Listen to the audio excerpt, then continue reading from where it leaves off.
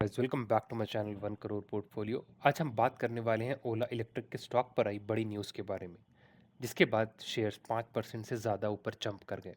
लेकिन सवाल ये है, क्या ये रैली सिर्फ एक शॉर्ट टर्म रिलीफ है या फिर ओला इलेक्ट्रिक के लिए एक रियल टर्न अराउंड का सिग्नल। वीडियो के एंड तक बने रहिए क्योंकि हम नंबर्स, कंपैरिजन और फ्यूचर आउटलुक सब कुछ डिटेल में कवर करेंगे। सबसे पहले न्यूज़ समझते हैं। ओला इलेक्ट्रिक ने एक्सचेंज फाइलिंग में कंफर्म किया है कि गवर्नमेंट ऑफ इंडिया ने कंपनी को 366.78 करोड़ का पीएलआई ऑटो इंसेंटिव सैंक्शन कर दिया है, जो फाइनेंशियल ईयर 25 के लिए एप्लीकेबल है। ये incentive production linked incentive scheme of automobile and auto components के अंडर मिल रहा है।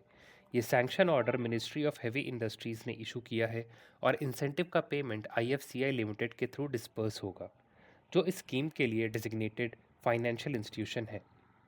जैसे ही ये न्यूज़ मार्केट के सामने आई, ओला इलेक्ट्रिक के शेयर्स 37.25 के लेवल तक पहुंच गए और स्टॉक ने दो कॉन्जिक्यूटिव सेशन में गेंस दिखाए।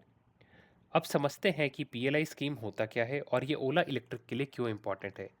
पीएलआई स्कीम का मेन ऑब्जेक्टिव होता है डोमेस्टिक मैन्युफैक्चरिंग को बढ़ावा देना, इंपोर्ट्स कम करना और इंडिया को ग्लोबल ऑटो मैन्युफैक्चरिंग हब बनाना।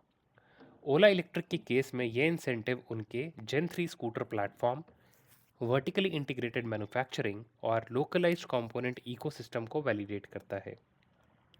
कंपनी का कहना है कि यह अप्रूवल उनकी स्केल, लोकलाइजेशन और टेक्नोलॉजी ड्रिवन एग्जीक्यूशन का प्रूफ है। अगस्त 2025 में ओला इलेक्ट्रिक ने एक इम्पॉर्टेंट माइलस्टोन अचीव किया था जब कंपनी को पीएलआई कंप्लायंस सर्टिफिकेशन मिला था, जो उनके जेन 3 स्कूटर लाइनअप को कवर करता है।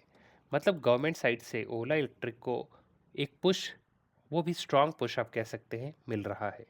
लेकिन अब आते हैं सबसे इम्पॉर्टेंट पॉइंट पर, स्टॉक परफॉर्मेंस रियलिटी चेक।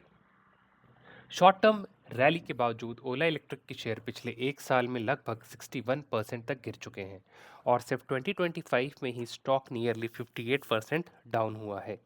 इसके कंपैरिजन में हम अगर राइवलरी एथर एनर्जी को देखें, तो एथर एनर्जी ने मई 6 को लिस्टिंग के बाद लगभग 138% का रिटर्न दे दिया है। यहाँ से एक क्लियर पिक्चर सामने आती है। मार्केट ओला इलेक्ट्रिक के business model, margin, profitability roadmap और एग्जीक्यूशन रिस्क को लेकर कॉशियस है। पीएलआई इंसेंटिव एक नॉन रिकरिंग सपोर्ट है जो कैश फ्लोज को टेम्परेली स्ट्रेंथन करता है, लेकिन लॉन्ग टर्म वैल्यूएशन तभी जस्टिफाई होगी जब कंपनी सस्टेनेबल प्रॉफिटेबिलिटी दिखाए। इन्वेस्टर्स को ये भी याद रखना चाहिए कि ईवी स्पेस में कंपटीशन काफ़ी इंटेंस हो चुका है। एथर, टीवीएस, बजाज और ट्रेडिशनल ऑटो प्लेयर सब एग्रेसिवली ईवी मार्केट में पुश कर रहे हैं। इसलिए ये रैली एक पॉजिटिव ट्रिगर ज़रूर है, लेकिन इससे ये एज्यूम करना कि ओला इलेक्ट्रिक का वर्स्ट फेस ख़त्म हो गया है थोड़ा प्रीमैच्योर हो सकता है। अगर ओला इलेक्ट्रिक फ्यूचर क्वार्टर्स में कॉस्ट कंट्रोल, बेटर मार्जिन और डिलीवरी एग्जीक्यूशन इंप्रूव करता है, तो ये पीएलआई इंसेंटिव एक स्ट्रांग बेस बन सकता है। लेकिन अगर एग्जीक्यूशन वीक रहा तो ये रैली सिर्फ एक न्यूज़ बेस्ड बाउंस भी हो सकती है। तो फाइनल वर्डिक्ट क्या निकलता है? शॉर्ट टर्म में न्यूज़ पॉजिटिव है, सेंटिमेंटिव सपोर्ट भी है। लॉन्ग टर्म के लिए नंबर्स, मार्जिन और प्रॉफिटेबिलिटी सबसे ज़्यादा इंपॉर्टेंट फैक्टर होंगे। अब आप ये बताइए मुझे कमेंट्स में, क्या आपको लगता है कि ओला इलेक्ट्रिक कमबैक करेगा या फिर ईवी रेस में कंपटीशन ज़्यादा टफ हो चुका है?